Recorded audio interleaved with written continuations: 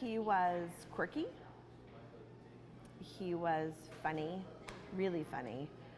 I think he was like a class clown, you know. And he had a big heart. He struggled a little bit. With, I don't know, and I shared that at his service, that he fell on the spectrum. He was really smart. He had an IQ of 129. He could solve a Rubik's Cube in under a minute. So he was really bright, but social situations could be challenging for him. But he was, he was a typical 15-year-old boy, And after my husband died, he really was like rising to the occasion and transforming into something pretty amazing. So he decided he was going to do a token photo. So he would go he'd be like, in all his pictures for the last year, he would do this goofy photo. He could make one eyebrow go up and not the other. So he would just make these faces and look at you with his eyebrow up. Just things like that. He loved to cook. He could make mac and cheese from scratch. He loved to be in the kitchen. So I have his school photo, and then I have our last family portraits, which were done in November of 2016. So, but beyond that, if he was in a picture, he was goofy smile. He was silly. I came up because I wanted to witness the hearing myself. I've watched the hearings on Zoom, but I wanted to be here for yesterday in person. It was just important to me. I don't know if I could put it into words.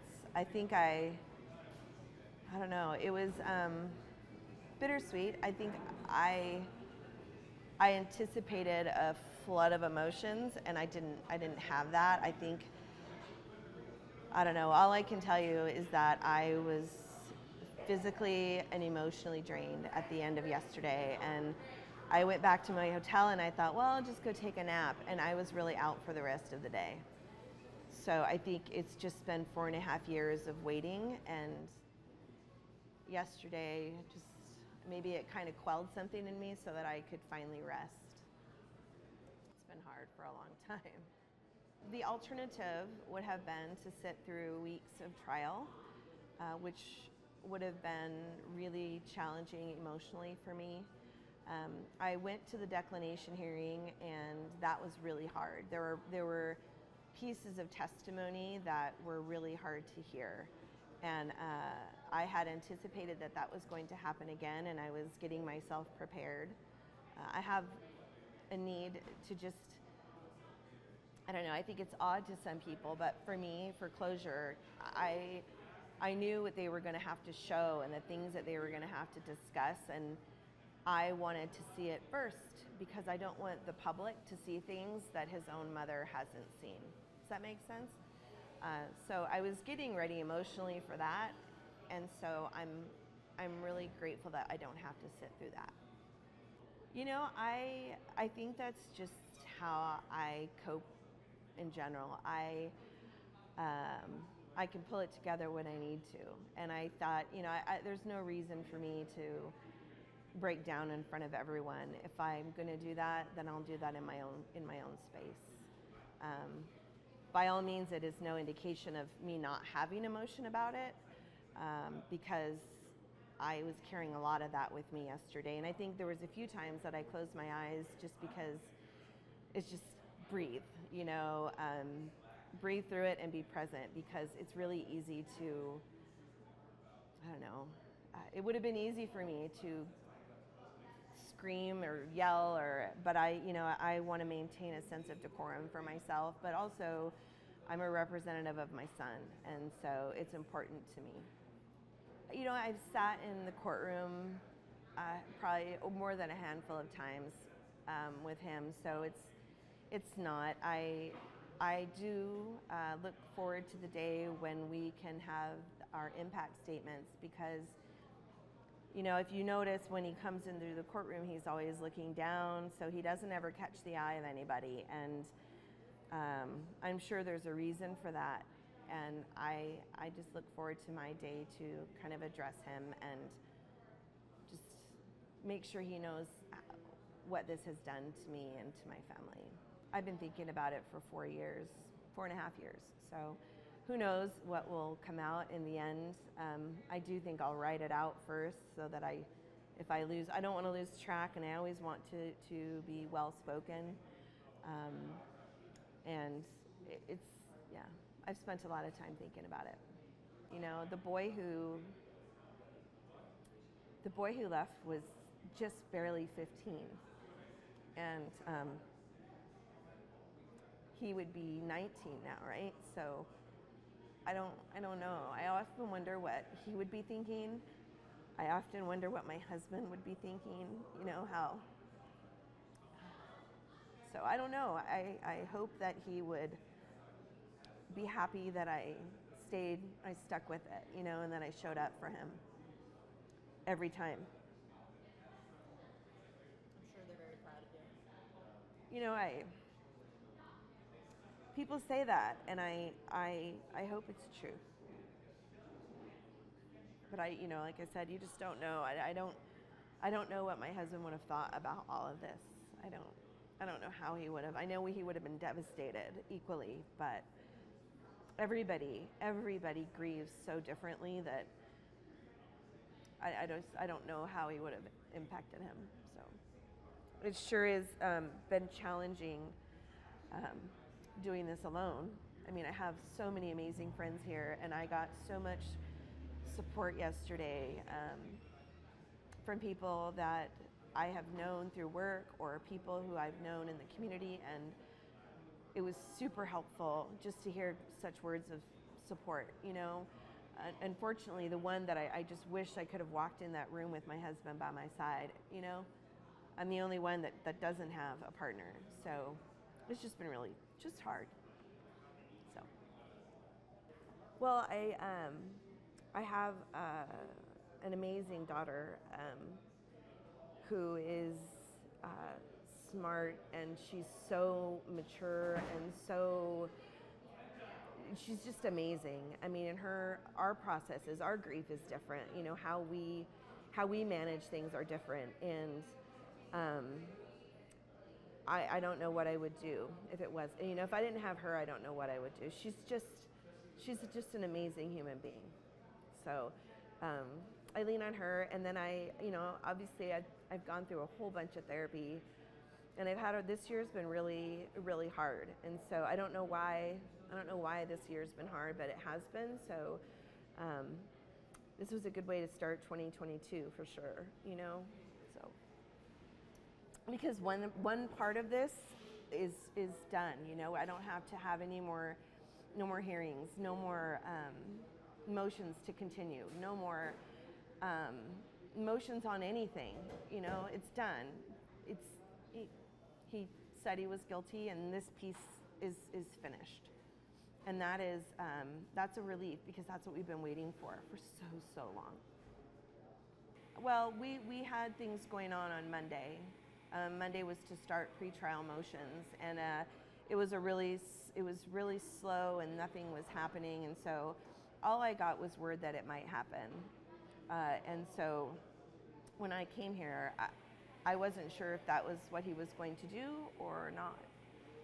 Of course, everyone was hoping that's what he would do, but there was nothing keeping him from changing his mind.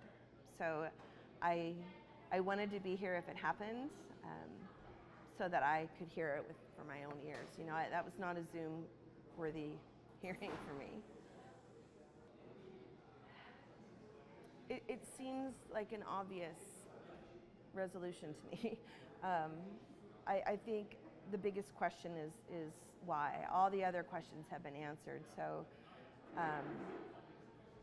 not really. I think it was just kind of I was kind of melancholy, you know.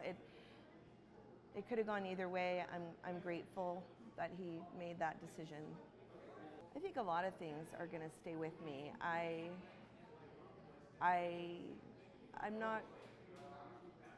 don't know if I focus that much on the why. I do have a lot of concern that that Sam can be portrayed by some people as, a bad person. There's been not a lot, but a handful of people who continue to blame him and that he was a bully. And, I've asked the school, I've asked people who knew him, and I have never heard that. And for the record, Sam was bullied there, and I read messages that people wrote to him, awful things that people said to him. And so I don't know but that is something that really sticks with me and really bothers me, because he's not here to speak for himself. And so it's very easy to throw him under the bus because he can't say that's not true, or it's just to me, it's victim blaming, and it's not okay. And I think people forget that he had a family, that he has family here still, and it's just not kind, and it's not factually true. So yeah, that just really hurts my heart a lot. It's really hard. I need to just stay away from social media, because that's where I see those things. But it's good to hear positive things too, and yeah, but I just stay away, and I try to defend his honor anytime I can. The button on my bag, I have a necklace with his ashes in it also with me, and my husband's ashes with me, things that I carry with me everywhere I go. Because just to have them with me, and especially for this, I don't have a physical body that can be here, but I have something that contains a piece of them that I can keep with me. Well, just to clarify, I have asked, there is going to actually be a second hearing, and it'll be, what I understand, 2 to 2.5 weeks long, having a sentencing hearing. And that will be in the future. So I've asked, and I was told that we'll know more after the 18th as to when that will be. So it's just another hurdle that we have to get through. And I think once that's over, and we have I know how long that he'll be behind bars, I think then it will, then there's time, that's closure for me. Until then, I feel like we just jumped over a hurdle, but we still have another pretty big one to go.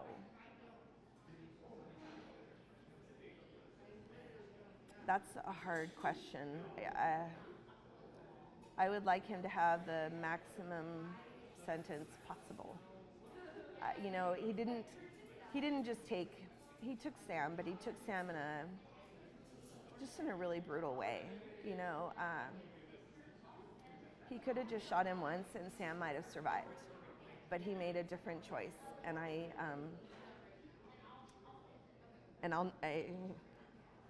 and then he really did some damage, physically and emotionally to a lot of people, and I think I don't know. I just think that is worthy of being behind bars as long as possible. Losing my husband was one, I thought that was the worst thing, right? But when I lost Sam, it just ruined everything. We had a family, and we had animals, and we just had a life that is no more. And I think if I had Sam, I don't think things would have been as hard. Well, and I know that there are a lot of people that would say forgiving and will help me too, but this boy was at my home. He spent time having parties with my son, and I know that he knew that Sam had just lost his dad. I know, and that didn't matter. So someday maybe. I'm not ready to do that yet. Maybe when I have recovered, because it's still, they call it trauma brain, or it's really a thing. And my brain just doesn't work like it used to. I can't hold memories. Not memories, but my memory doesn't work. I still have really hard time sleeping. It's really debilitating. And so maybe when this is all said and done and I can kind of work through creating something new, maybe then, but not yet. Gosh, so many. But there was one. Sam at home was very quiet. So, when we had holidays were the best because we were all together and we would have fun and we would cook and have music. But after my husband died, because Sam and I were home, it was just he and I were home when my husband died, and so that experience was unique to us.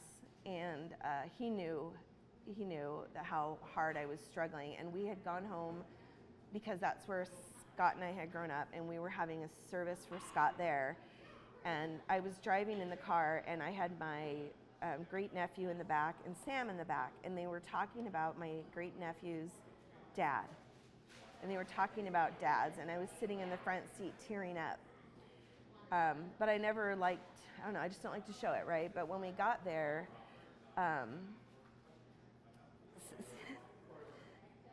Sam came to my door and he's like, "Mom, are you okay?"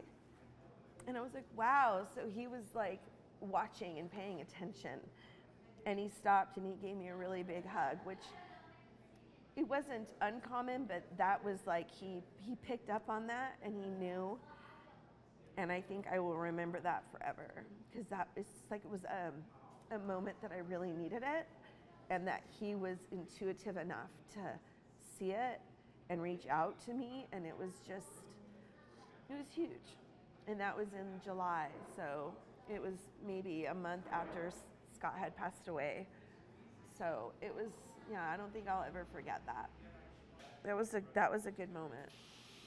And he wanted his last Christmas, he wanted a panda outfit because he wanted to dress up like a panda and go to football games and have no one know who he was, So I made an effort to go on Amazon and get him one so he would have it in time for Christmas. And I had the funniest picture of him standing there with his panda outfit on. And so he never wore it because he's like, "This isn't what I was thinking, but thanks." So, but it just is the epitome of what he wanted, He just wanted to be funny and silly and make people laugh, and he did that. No, he was just silly. He was silly. They have a saying, and I have not taken this bracelet off in 4 years, but they said that he had soup one day and all they had was forks. And so Sam said, life is soup and I'm a fork. So they had these little bracelets made.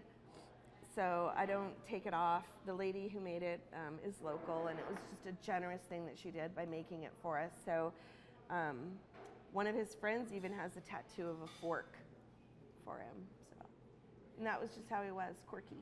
And they had a picture of him eating his soup with a fork. He's like, "I'll make do. I can get by with a fork." And after everything happened, they had a memorial in front of the school, and people brought cans of soup and forks. It's funny. Wow. I don't know.